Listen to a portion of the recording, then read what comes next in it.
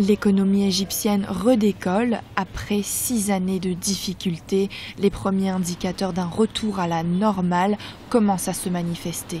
Le déficit commercial s'est réduit de 46% pour le premier semestre de 2017 par rapport à l'année dernière. Il est estimé ainsi à 13 milliards de dollars. Cette réduction provient principalement d'une diminution des importations de 30%, soit à 24 milliards de dollars, et une hausse des exportations de 8% à 11 milliards de dollars. C'est comme des pays africains qui sont importateurs de pétrole. Ils sont tous gagnants en ce moment, au détriment de ceux qui sont exportateurs de pétrole. Ça fait baisser la facture d'importation. Déjà ça.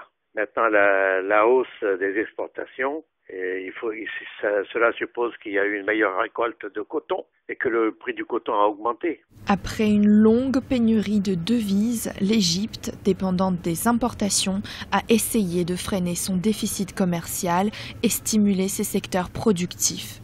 Ceci a lourdement handicapé sa capacité à importer. En revanche, le pays a vu ses exportations augmenter, une conséquence directe de l'application du flottement de la livre en novembre dernier.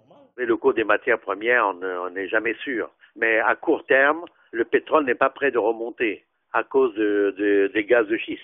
L'économie égyptienne a été sauvée par des programmes de soutien des institutions multilatérales, notamment par le Fonds monétaire international. Ses principaux partenaires politiques dans les pays du Golfe, l'Arabie saoudite et les Émirats arabes unis, sont également venus en aide.